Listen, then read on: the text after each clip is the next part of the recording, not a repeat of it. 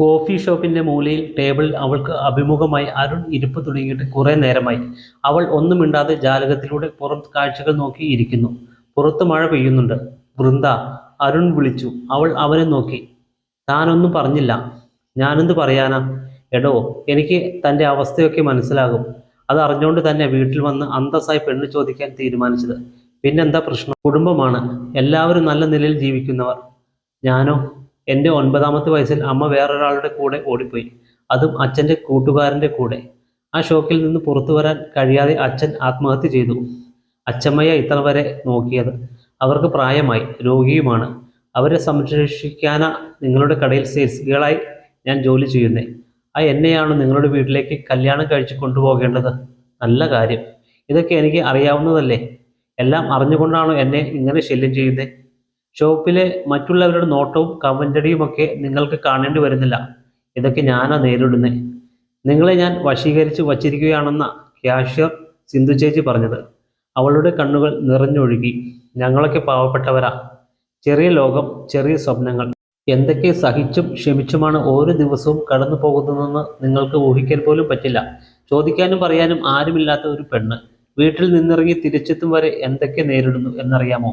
റോഡിൽ, ബസ്സിൽ, കടയിൽ നോട്ടം കൊണ്ടും സംസാരം കൊണ്ടും ശരീരത്തെ കീറി മുറിക്കുന്നവർ. ഒരാശ്വാസത്തിന് സോഷ്യൽ മീഡിയയിൽ കയറിയാൽ അവിടെയും. ഇതെല്ലാം അവഗണിച്ചു നിലനിൽപ്പിന് വേണ്ടി ജോലി ചെയ്യാൻ ശ്രമിക്കുമ്പോൾ നിങ്ങളും എനിക്ക് മടുത്തു. അവൾ വിതുമ്പിക്കരഞ്ഞു. അരുൺ ടേബിളിന് മുകളിൽ ഇരുന്ന അവളുടെ കൈ പിടിച്ചമർത്തി. എടോ, താൻ ഇങ്ങനെ കരയാതെ. ഇതൊന്നും എനിക്കും ഷോപ്പിൽ വച്ച് പറയാൻ പറ്റില്ല. അരുണേട്ടൻ്റെ ക്യാബിനിലേക്ക് ഞാൻ കയറുമ്പോൾ തന്നെ അർത്ഥം വച്ചുള്ള ചിരിയാണ് എല്ലാവർക്കും. അതാ വിളിച്ച ഉടനെ ഇങ്ങോട്ട് വന്നത്. ഇതൊന്നും പറയാൻ ഉപദ്രവിക്കരുത്. ജോലി മതിയാക്കിയാലോ എന്ന് പലതവണ ആലോചിച്ചതാ. നിവൃത്തികേട് കൊണ്ടാ പിന്നെ വരുന്നത്. പക്ഷേ ഇനിയും അരുണേട്ടൻ ഇങ്ങനെ തന്നെയാണെങ്കിൽ ഞാൻ ഷോപ്പിലേക്ക് വരില്ല. അവൾ എണീറ്റു. അരുണും പുറത്തിറങ്ങിയപ്പോൾ ചെറിയ ചാറ്റൽ മഴ മാത്രമേ ഉള്ളൂ. അവൾ കുട തുറന്ന് അവനെ നോക്കി. പോട്ടെ അരുണേട്ട, വിഷമിപ്പിച്ചെങ്കിൽ മാപ്പ്. ഞാൻ ഒരിക്കലും അരുണേട്ടന് ചേരില്ല. അവൾ നടന്നകലുന്നത് നോക്കി അരുൺ നിന്നു. പിറ്റേ ദിവസം രാവിലെ തന്നെ അരുൺ തൻ്റെ ടെക്സ്റ്റൈൽസ് ഷോപ്പിൽ എത്തി. ടൗണിൽ തന്നെ ഉള്ള കടയാണ്. അത്യാവശ്യം നല്ല കച്ചവടമുണ്ട്.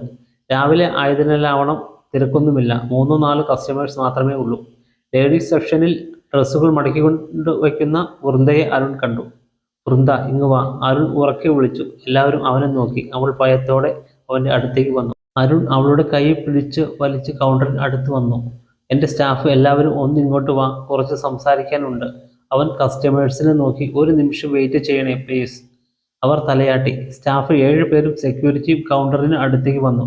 കൗണ്ടറിൽ ഇരുന്ന സിന്ധു എഴുന്നേറ്റ് നിന്ന് അമ്പരപ്പോടെ നോക്കി. എൻ്റെ അപ്പൂപ്പൻ തുടങ്ങിയതാണ് ഈ കട. അന്ന് ഇത് വളരെ ചെറുതായിരുന്നു. അച്ഛൻ്റെ കാലമായപ്പോൾ കട വലുതാക്കി. പക്ഷെ കുറച്ചു കഴിഞ്ഞപ്പോൾ ബിസിനസ് നഷ്ടത്തിലായി. കഴുത്തോളം കടം കയറി ജീവിതം വഴിമുട്ടിയപ്പോൾ എല്ലാവരും കൂടി ആത്മഹത്യ ചെയ്യാൻ തീരുമാനിച്ചതാണ്. അങ്ങനെ പാതി വഴിയിൽ പഠനം ഉപേക്ഷിച്ചു. ഞാനും അച്ഛൻ്റെ കൂടെ രാപ്പകൽ ഇല്ലാതെ അധ്വാനിച്ചു. ഇങ്ങനെ ഈ നിലയിൽ എത്തിയത്. ഇന്ന് എല്ലാം ഉണ്ട്. ഈ കട കൂടാതെ വേറെ 3 ബിസിനസ്സും ഉണ്ട്. ഇതൊന്നും പാരമ്പര്യമായി കിട്ടിയതല്ല, നല്ലവണ്ണം കഷ്ടപ്പെട്ട് ഉണ്ടാക്കിയതാ. പറഞ്ഞു വന്നത്, ഒരാളുടെ കഷ്ടപ്പാട് എനിക്ക് മനസ്സിലാകും. അതൊക്കെ കൊണ്ട് തന്നെയാണ് നിങ്ങളോടൊക്കെ വളരെ സ്നേഹത്തോടെ പെരുമാറുന്നത്. പക്ഷേ ഇവിടെ ചിലർ ഈ പെങ്കൊച്ചിനെ പറ്റി വേണ്ടാത്തത് പറഞ്ഞു നടക്കുന്നുണ്ടെന്ന് ഞാൻ അറിഞ്ഞു. ശരിയാ, എനിക്ക് ഇവളെ ഒരുപാട് ഇഷ്ടമാണ്. അത് നീയൊക്കെ കരുതും പോലെ കാര്യം കഴിഞ്ഞ് ഒഴിവാക്കാൻ അല്ല, മരണം വരെ കൂടെ ഉണ്ടാവാനാ. ഒരു കാര്യം കൂടി പറയാനുണ്ട്. ഇന്നല്ലെങ്കിൽ നാളെ ഞാൻ ഇവളെ വിവാഹം കഴിക്കും. അതായത് എൻ്റെ ഭാര്യയാകാൻ പോകുന്ന പെണ്ണാണിത്.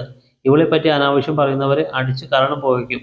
അത് ആണായാലും പെണ്ണായാലും. കേട്ടല്ലോ? ഇനി എല്ലാവരും അവരവരുടെ ജോലി ചെയ്തോ. വൃന്ദ തറയിൽ നോക്കി ശില പോലെ നിൽക്കുകയാണ്. അരുൺ അവൻ്റെ ക്യാബിനിലേക്ക് കയറിപ്പോയി. കണക്കെല്ലാം നോക്കി കഴിഞ്ഞപ്പോൾ ഇന്റർകോം എടുത്ത് കൗണ്ടറിൽ വിളിച്ചു. സിന്ധു, വൃന്ദയോട് ഒന്നിങ്ങ് വരാൻ പറ. അയ്യോ, അവൾ പോയി. പോകാനോ? കുറച്ചു നേരം അവിടെ തന്നെ നിൽക്കുന്നുണ്ടായിരുന്നു. പിന്നെ ബാഗുമെടുത്ത് നടന്ന് വിളിച്ചിട്ട് ഒന്നും മിണ്ടിയില്ല. ശരി, താങ്ക്സ്. വെക്കല്ലേ, ഒരു മിനിറ്റ്. എന്താ? സോറി, ഞങ്ങളുടെ തെറ്റാ, കാര്യമറിയാതെ. തെറ്റ് മനസ്സിലായല്ലോ, അത് മതി, വിട്ടേക്ക്. ജോലിയിൽ ശ്രദ്ധിക്കുക. അരുൺ ലൈൻ കട്ട് ചെയ്തു. മൊബൈൽ എടുത്ത് വൃന്ദയെ വിളിച്ചു. സ്വിച്ച് ഓഫ് എന്ന് പറയുന്നു. അരുൺ മേശപ്പുറത്തിരുന്ന CCTV സ്ക്രീൻ ചെക്ക് ചെയ്തു. അവൾ കൗണ്ടറിനടുത്ത് നിൽക്കുന്നു. എല്ലാവരും അവളെ നോക്കുന്നുണ്ട്. കുറച്ചുനേരം അങ്ങനെ നിന്നിട്ട് നേരെ നടന്ന് ബാഗും എടുത്ത് പുറത്തേക്ക് ഇറങ്ങുന്നു. പുറത്തിറങ്ങിയ ശേഷം കണ്ണുകൾ തുടച്ചുകൊണ്ട് ബസ് സ്റ്റാൻഡിന് നേരെ നടക്കുന്നു. അരുൺ മൊബൈലിൽ അച്ഛൻ്റെ നമ്പറിലേക്ക് വിളിച്ചു. അടുത്ത ദിവസം രാവിലെ വൃന്ദയുടെ വീടിൻ്റെ മുറ്റത്തേക്ക് ഒരു കാർ വന്നു നിന്നു. അതിൽ നിന്നും അരുണിൻ്റെ അച്ഛനും അമ്മയും അനിയത്തിയും ഇറങ്ങി. പിന്നാലെ ബൈക്കിൽ അരുണും. നീ എന്താണ് വൈകിയത്? ഷോപ്പിൽ ലോഡ് വന്നിരുന്നു, അതൊന്നും ചെക്ക് ചെയ്യാൻ പോയതാ. ആ കൊച്ചി ഇവിടെ ഇല്ലേ? അച്ഛൻ സംശയത്തോടെ ചുറ്റും നോക്കി. ഉണ്ടാകും, ഷോപ്പിലെത്തിയിട്ടില്ല. ഓടിട്ട് ഒരു പഴയ വീടാണ്. പടിക്കെട്ടുകളിലെ സിമന്റ് അടർന്നു പോയിട്ടുണ്ട്. മങ്ങിയ പെയിന്റ്. മുറ്റത്തിന് വലതുവശം ഒരു തുളസിച്ചെടി. ഇതിൽ നിന്നാവണം അവൾ എന്നും മുടിയിൽ ചൂടുന്നതെന്ന് അരുൺ ഓർത്തു. വാഹനങ്ങളുടെ ശബ്ദം കേട്ട് പരിഭ്രമത്തോടെ വൃന്ദ പുറത്തേക്ക് വന്നു. നിറം മങ്ങിയ ഒരു പഴയ ചുരിദാറാണ് അവൾ ഇട്ടിരുന്നത്. മുടി അലസമായി പാറി പറക്കുന്നു. ഉറങ്ങാത്തത് കൊണ്ടും കരഞ്ഞതുകൊണ്ടും ചുവന്നിരിക്കുന്ന കണ്ണുകൾ. അതിൽ ഭയവും വേവലാതിയും നിറഞ്ഞു നിന്നു. ഇന്ന് കടയിൽ കണ്ടില്ല. ഫോൺ വിളിച്ചിട്ട് എടുക്കൊന്നുമില്ല. അതാ നേരിട്ട് വന്നത്, അരുൺ ഗൗരവത്തോടെ പറഞ്ഞു. മതിയടാ, കുട്ടിയാകെ പേടിച്ചിരിക്കുകയാ, അമ്മ ശ്വാസിച്ചു. അച്ഛൻ അവളെ നോക്കി. അകത്തോട്ട് വന്നോട്ടെ മോളെ, അച്ചമ്മയെ ഒന്ന് കാണണം. അവൾ വാതിൽക്കപ്പടിയിൽ നിന്നും ഉള്ളിലോട്ട് ഒതുങ്ങി നിന്നു. അരുണും കുടുംബവും അകത്തോട്ട് കയറി. 2 മുറികളും അടുക്കളയും മാത്രമുള്ള പുക നിറഞ്ഞ ഒരു വീട്. ആയുർവേദ മരുന്നിന്റെ രൂക്ഷഗന്ധം. ആ മുറിയിലെ കട്ടിലിൽ അച്ചമ്മ കിടക്കുന്നുണ്ട്. മങ്ങിയ വെളിച്ചം മാത്രമേ ഉള്ളൂ. അവരെയും കണ്ടപ്പോൾ അച്ചമ്മ എഴുന്നേൽക്കാൻ ശ്രമിച്ചു. വേണ്ട, കിടന്നോ പറഞ്ഞുകൊണ്ട് അച്ഛൻ അവരുടെ കട്ടിലിൽ ഇരുന്നു. ഇപ്പോൾ എങ്ങനെയുണ്ട്? നടക്കാനൊന്നും വയ്യ, ഒന്ന് വീണായിരുന്നു. നടുവിന് കീഴ്പോട്ട് എന്നും വേദനയാ. ഇപ്പോൾ ശ്വാസമുട്ടലും ഉണ്ട്. അച്ചമ്മ കിതപ്പോടെ പറഞ്ഞു. ഡോക്ടറെ കാണിച്ചില്ലേ? ഇവിടെ അടുത്ത് ആയുർവേദ ആസ്പത്രി ഉണ്ട്, അവിടുത്തെ മരുന്ന് കഴിക്കുന്നുണ്ട്. അതെ, ഞങ്ങൾ വന്ന കാര്യം പറയാം. എൻ്റെ പേര് പ്രഭാകരൻ, ഇത് ഭാര്യ സുമ, ഈ നിൽക്കുന്നത് മൂത്തമോൻ അരുൺ, അത് ഇളയവൾ അനു. ഞങ്ങൾക്ക് ടൗണിൽ ഒരു തുണിക്കട ഉണ്ട്. വൃന്ദമോള് അവിടെ ജോലി ചെയ്യുന്നേ. അച്ചമ്മ അരുണിനെ നോക്കി തളർച്ചയോടെ പുഞ്ചിരിച്ചു. മോനെ പറ്റി എൻ്റെ കുട്ടി എപ്പോഴും പറയാറുണ്ട്. മോൻ ജോലിക്കാരോടൊക്കെ നല്ല രീതിയിൽ പെരുമാറുന്നതെന്നും എല്ലാവരെയും സഹായിക്കാറുണ്ടെന്നുമൊക്കെ. നന്നായി പഠിച്ചിരുന്ന എൻ്റെ മോള് എന്നെ കൊണ്ടാവും വിധം എല്ലാം ചെയ്തിരുന്നു. പക്ഷേ ഇപ്പോൾ കണ്ടോ, എനിക്ക് വേണ്ടി അവളെ എല്ലാം നിർത്തി സഹായിക്കാൻ ആരുമില്ല. എൻ്റെ കാലം കഴിഞ്ഞാൽ ഇവൾ എന്ത് ചെയ്യുമെന്ന് ആലോചിച്ച് എന്ന് ഞാൻ കരയും. അവൾ ചുമരിൽ ചാരി നിൽക്കുകയാണ് നിർവികാരതയോടെ. അച്ഛൻ മെല്ലെ അച്ചമ്മയുടെ കയ്യിൽ പിടിച്ചു. അതെങ്ങനെയാ? നമുക്ക് കഷ്ടകാലം വരുമ്പോൾ ആരും ഉണ്ടാവില്ല. ഞങ്ങൾ വന്നത് ഒരു കാര്യം സംസാരിക്കാനാ. ഇവന് വൃന്ദമോളെ വിവാഹം കഴിക്കാൻ താല്പര്യമുണ്ട്.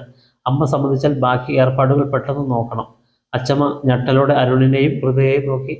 കുട്ടിയും അമ്മയും ചിരിയോടെ വൃന്ദയ്ക്ക് അടുത്തെത്തി. വാ മോളെ, നമുക്ക് അപ്പുറത്തേക്ക് പോകാം, അവർ സംസാരിക്കട്ടെ. അവളുടെ കൈ പിടിച്ച് അവർ മുറിയിൽ നിന്നിറങ്ങി. അമ്മ മറുപടി ഒന്നും പറഞ്ഞില്ല. ഞാനെന്ത് പറയാം? ഇവിടുത്തെ കാര്യമൊക്കെ ഞങ്ങൾക്ക് എല്ലാം അറിയാം. അച്ഛൻ ഇടയ്ക്ക് കയറി. അവളുടെ അമ്മ ഒളിച്ചോടിയതും അച്ഛൻ ആത്മഹത്യ ചെയ്തതും ഒന്നും അവളുടെ തെറ്റല്ലല്ലോ. പിന്നെ സാമ്പത്തികമാണ് അമ്മ ഉദ്ദേശിച്ചതെങ്കിൽ അതിലൊന്നും വലിയ കാര്യമില്ല. എപ്പോൾ വേണേലും വരും പോകും. താങ്ങും തണലുമായി ഒരാൾ കൂടെ ഉണ്ടാകുന്നതാണ് ഏറ്റവും വലിയ സമ്പത്ത്. ഞങ്ങളും ഒരുപാട് കഷ്ടപ്പെട്ടിട്ടുണ്ട്, ഞങ്ങൾക്ക് മനസ്സിലാകും. അതൊക്കെ വിട്ടേക്ക്. അമ്മയ്ക്ക് സമ്മതമാണോ? അതറിഞ്ഞാൽ മതി. ആ സ്ത്രീയുടെ കണ്ണുകൾ നിറഞ്ഞൊഴുകി. അവർ അച്ഛൻ്റെ കൈ പിടിച്ച് നെഞ്ചോട് ചേർത്തു. അപ്പോൾ സമ്മതിച്ചു. അരുണെ, നിനക്ക് സമാധാനമായല്ലോ. ഇനി നിങ്ങളായി നിങ്ങളുടെ പാടായി. എൻ്റെ ജോലി കഴിഞ്ഞു. എന്നാൽ പിന്നെ ഞങ്ങൾ ഇറങ്ങുകയാ അമ്മേ. അയ്യോ, ഒരു ഗ്ലാസ് ചായ പോലും കുടിക്കാതെ മോൻ അവളെ ഒന്ന് വിളിക്കാമോ? ചായയൊക്കെ പിന്നെ ഇനിയൊന്നും വരാലോ, പോയിട്ട് കുറച്ച് പണിയുണ്ട്. അച്ഛൻ എഴുന്നേറ്റ് പുറത്തേക്ക് നടന്നു. അച്ചമ്മയോട് യാത്ര പറഞ്ഞു അരുണും അടുക്കളയിൽ നിന്നും അമ്മയും അനിയത്തിയും ഇറങ്ങി വന്നു. സുമേ, ആ കൊച്ചെവിടെ? അവർ അടുക്കളയിലേക്ക് കൈ ചൂണ്ടി. അടുക്കളയിലെ വെറും കാൽമുട്ടുകളിൽ മുഖം പൂഴ്ത്തി അവൾ ഇരിക്കുന്നുണ്ടായിരുന്നു. ഒരു അനക്കവും ഇല്ല. പ്രഭാകരൻ അരുണിനെ നോക്കി. മോനെ, അവളോട് സംസാരിച്ചിട്ട് വന്നാൽ മതി, ഞങ്ങൾ ഇറങ്ങാം. അരുൺ തലയാട്ടി.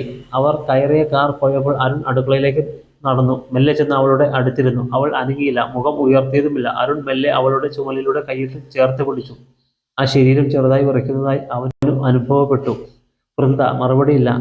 അവൻ ബലം പ്രയോഗിച്ച് അവളുടെ മുഖം ഉയർത്തി. കണ്ണുകൾ നിറഞ്ഞൊഴുകുന്നുണ്ട്. കരച്ചിൽ പുറത്തു വരാതിരിക്കാൻ ആവണം ചുണ്ടുകൾ കടിച്ചു പിടിച്ചിട്ടുണ്ട്. ദയനീയമായി അവൾ അവനെ നോക്കി. വാത്സല്യത്തോടെ അവൻ അവളെ മടിയിലേക്ക് ചായച്ചു കിടത്തി.